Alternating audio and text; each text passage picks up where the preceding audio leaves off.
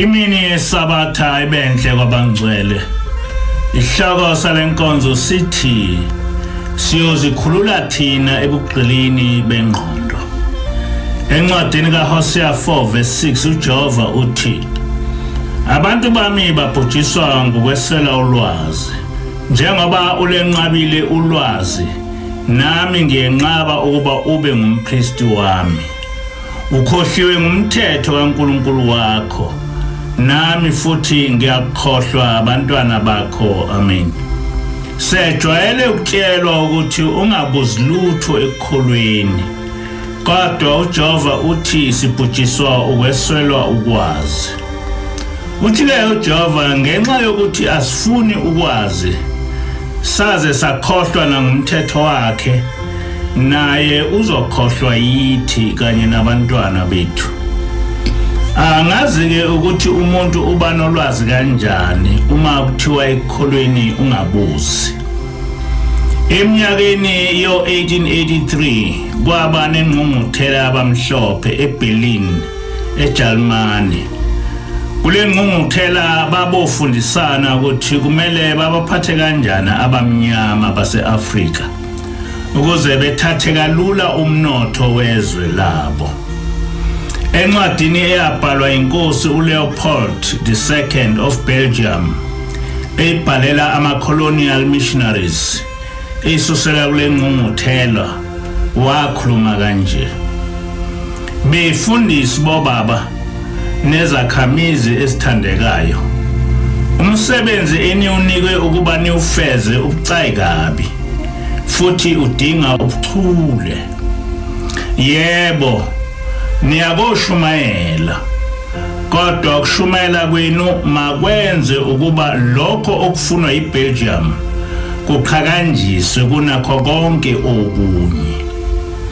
Umgomo omkhulu kulomkhankaso wethu akusiwo okufundisa amaniga ukuba azi uNkulunkulu. Sebeyamazi kakade. Bayazi ukuthi kubi ukubulala, nokulala nomfazi wenye indoda, nokuqamba amanga, nokwethuka inhlamba. Ibanesibindi sokwamukela lokhu. Ani ukuyofundisa lokho vele asebekwazi. Indima yenu ukuphendla indlela yomsebenzi wabaphathi nosozimboni, okusho ukuthi nizoya kohumusha ivangeli ngendlela eyokwenza ukuba kuvikeleke amagugu ethu akuleya ngxenye yomhlaba. Ukuze kwenzeke ngempumelelo lokhu, kufanele nenze ukuba amaqaba ethu angabi nandaba nomnotho ogcwele ngaphansi komhlaba wawo. Nenze ukuba bangabi nandaba kuwo, futhi bengaziboni bephikisana nani ngalowo mnotho. Funa ngelinye ilanga baphuphe sebeninqoba. Ulwazi lweni lwevangeli luyonenza nikwazi ukuthola imibhalo ekhuthaza abalandeli benu ukuba bathande ububha, njengokuthi nje babusisiwa bampofu ngokuba bayodla ifa lombuso wezulu, nalo uthi kunzima ukuba ocebileyo angene embusweni kaNkulunkulu. Kufanele nibahlubule futhi nibenze bengayihloniphi into engabenza babe nesibindi sokumelana nathi ngendlela yabo yokuxhumana nomhlaba wemimoya. Eniyokwenza niyoqondisa ikakhulu entsheni, ngoba yona ngeke inivukele, noma ufundiswa abefundisi ukuphambene lokho okufundiswa abazali bayo.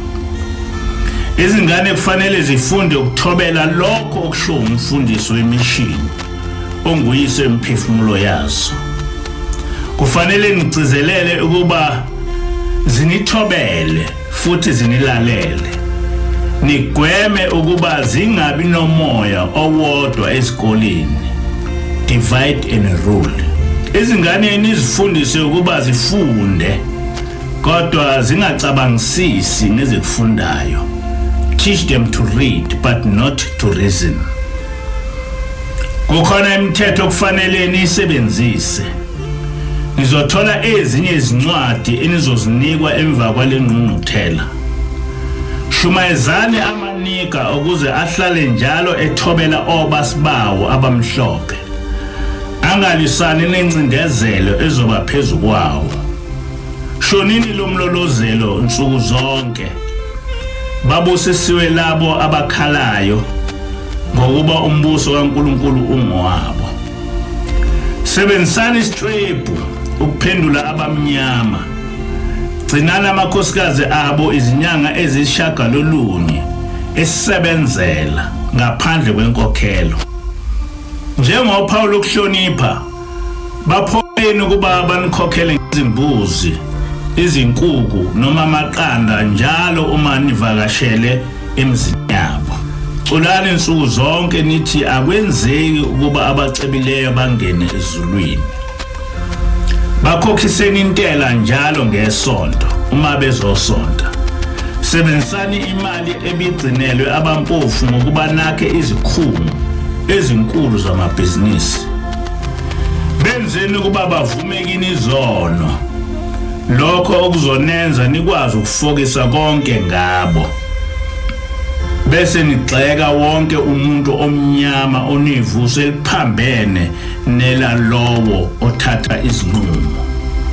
Ungamkhipheli ihlalo omnyama osuke kuvakashele. Ungamuphi ngaphezulu kwasikili dowodwa. Ungamemele ekudleni kwakusihlwa noma ngabe yena uhlale ekupha inkukhu njalo uma ufika endlini yakhe. Amen. Lena imfundiso yabezizwe kufanele ngabe zonke izifundiswa ezimnyama ziyayazi. Kodwa akunjalo. Ngoba sithatha kuphela lokho esikunikwe ngabezizwe abangoba sibethu. Angizoyihlaziya yonke lenkulumo ngoba ihunshele sizulwini. Sonke siyayizwa ukuthi thini. Kodwa ngokuveza lencwadi siqonde ukubonisa ukuthi ayikho into evele izenzekele. Kodwa okwenzekayo kusuke kunomsuka nesizathu sokwenzeka. Ngaphandle kokuthola isizathu awukwazi ukulungisa osekonakele nokonakalayo. Kujwayelekile ukuthi sithi akumele sikholwe inkolo yabezizwe. Lokho kungaba liqiniso. Kodwa futhi akulona iqiniso eliphelele. Ukuthi abezizwe baletha iBhayibheli bese kuphela lapho kudala ukungazi umlando wenkolo yethu. iTestament elidala ilona eliqukethe umlando wenkolo yethu. Lo mbhalo walencwadi uthi kufanele nibahlubule futhi nibenze bengayihloniphi yonke into engabenza babe nesibindi sokumelana nathi ngendlela yabo yokuxhumana nomhlaba wemimoya. Sebesehlulile abezizwe ngo-70 AD. Bachitha inkolo yethu yokukhonza uJehova yedwa nokugcina imithetho yakhe. Ukuxhumana noJehova kwakuyindlela kuphela yethu yokuxhumana nomhlaba wemimoya okulizulu. Sasiqonda ukuthi uma sisaxhumene noJehova asikho isizwe esingasinqoba ngoba uNkulunkulu wethu ungusomandla. Kodwa ukuze lezi zizwe ziqede ngathi zaqala ngokuqeda ngenkolo yethu. Zase zisijoyinisa ngenkani inkolo yazo. Owayezama ukuqhuba inkolo kaJehova wayebulawa.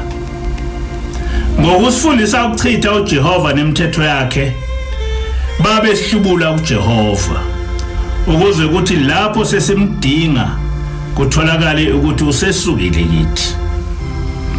Lobu ubuqili amaFilisti anqoba ngabo uSamson nabantwana bakwaIsrael. Baqale bafuna imfihlo yamandla kaSamsoni. Okuthe uma sebeyitholile base bemphulisa isivumelwano noJehova ngokumgunda ikhanda. Kubahluli 16 verse 20 kuthi ngiyaphuma njengezinye izikhathi ngisithintithe. Kepha uSamson wayengazi ukuthi uJehova wemukile kuye. Ngokuthola lemfihlo abezizwe bazi ukuthi sebemnqobile uSamsoni nama-Israyeli. Kanjalo ngokuchitha kwethu uJehova nemithetho yakhe abezizwe babazi ukuthi uJehova uzosuka kithi bese kuyaphela ukuba sibe isizwe sikaJehova. Kusukela sihamba noJehova zonke izizwe zazisesaba futhi uNkulunkulu wethu esenzela yonke into njengabantwana bakhe. Zithi-ke lezizwe kumele sihlutshulwe ekwazini ukuxhumana nomhlaba wemimoya ngoba iwona osinika amandla nesibindi sokubhekana nabo. Ngamanye amazwi kumele imithetho kaJehova ichithwe yithi ukuze uJehova asiqalekise. Iyaqhubeka lencwadi ithi, fundisani amanika ukuba akhohlwe amaqhawe awo kepha athande awethu. Sesikusho kaningi ukuthi lokhu kwaprofetha ngakho kumahubo 83 verse 3 to 5 lapho kuthi ngokuqili benza uzungu ngabantu bakho baceba ukulwa nabafihliweyo bakho bathi wozani sibaqothule bangabe besaba isizwe negama lika-Israyeli lingabe lisakhunjulwa.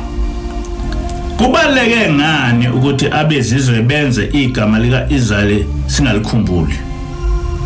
U-Israyeli liqhawe lethu lenkolo ngoba inkolo kaJehova yasungulwa enzalweni ka-Israyeli. Ukukhumbula ukuthi siyinzalo ka-Israyeli kusixhumanisa noJehova. Ukuxhumana noJehova kwenza sazi ngokuhlubuka kwethu uJehova bese silwela ukubuyela kuye. UYeshua ungomunye wamaqhawe eJudaism okuyinkolo kaJehova.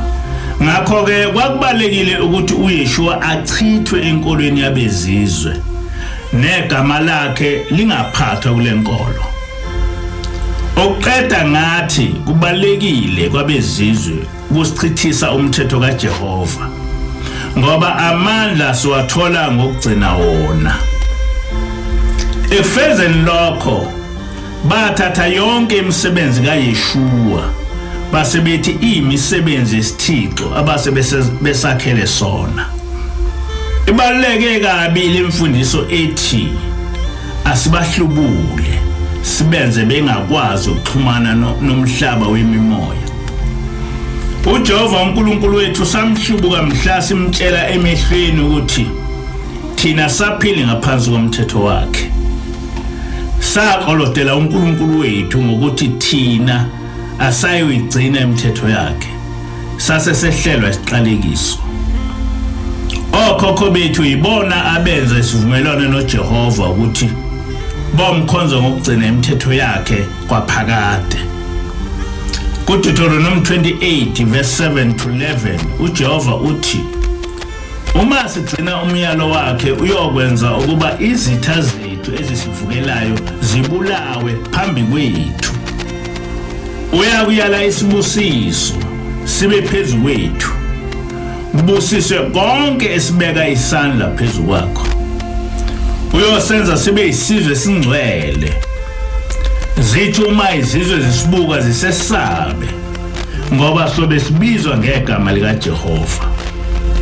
Kodwa uma singawugcini umthetho kaJehova lo esesimkolodela ngokuthi asisoze saphila ngaphansi kwawo. Kusukela kuDeuteronomy 28 verse 15 uJehova uthi uyokwehlisela isiqalekiso kuyo yonke into esithintayo. Lesi siqalekiso sokwehlela nezizukulwane zethu. Uyokwehlisela isiqalekiso kukho konke esibeka isandla sethu kukho ukuba sikwenze size sichithwe ngenxa yobubi bezenzo esidelele ngazo uJehova. Kungokudelela uJehova ukuthi sivumelane naye ukuthi siyogcina imithetho yakhe. Kodwa ngokufundiswa ngabezizwe bese sithi thina asaphili ngaphansi komthetho kaJehova. Uthi-ke uJehova uyokwenza ukuba sibulawe phambi ukudla kwezinyoni zezulu. Uthi uJehova uyosishaya ngokuhlanya ngobumpumputhe nangokucwaneka. Asiyuphumelela ezindleleni zethu ngaphandle kokucindezelwa, siphangwe kodwa singasizwa umuntu. uJehova uthi izithelo zomhlabathi wethu nemisebenzi yethu kuyakudliwa isizwe esingasazi, sicindezelwe, sichobozwe. uJehova uyosisa esizweni esingaziwa yithi nobaba bethu, lapho esokhonza khona onkulunkulu bemithi namatshe. uJehova uyakuthumela isizwe esivela kude egcineni komhlaba, isizwe ongawuqonda ulimi lwaso, esinobuso obujamayo, esingakunakekela ubuso bomdala, singabi namusa komusha. uJehova uthi siyokuba isimangaliso nesaga nesifenqo phakathi kwezizwe, uJehova oyokusihambisa kuzo. Konke lokhu kuyokusehlela ngokuba singalaleli izwi likaJehova ukuba sigcine imiyalo yakhe abesiyala ngayo. Kodwa namanje kusenabantu abasazama ukuphika ukuthi lezi ziqalekiso zibhekiswe kithi. Uma umuntu emdala avela ahlasela abantu ngesibhamu ababulale, ungaphika kanjani ukuthi ungene ukuhlanya nokucwaneka? Umuntu ovele adlengule ugogo wakhe ozala unina, singaphika kanjani ukuthi uyacwaneka? Isizwe esikwazi ukuvele sishise izitolo esiphila ngazo kuyasa asenakudla, leso sizwe sinesiqalekiso sokuhlanya. Kulesi simo esibhekene naso sisolana sodwa, sisole namaphoyisa nalapho nawo ingekho into angayenza. Bese siligwema iqiniso lokuthi esiyikho namhla kwasho emandulo ukuthi kuyosehlela. Lesi siqalekiso esisenza sicwaneke, siphuphutheke, sophela kulesi sizwe kuphela uma sehlukana nokuhlubuka uJehova. Inkosi busise enikuzwile. Le ntshumayelo iyatholakala ku Facebook page na ku YouTube othi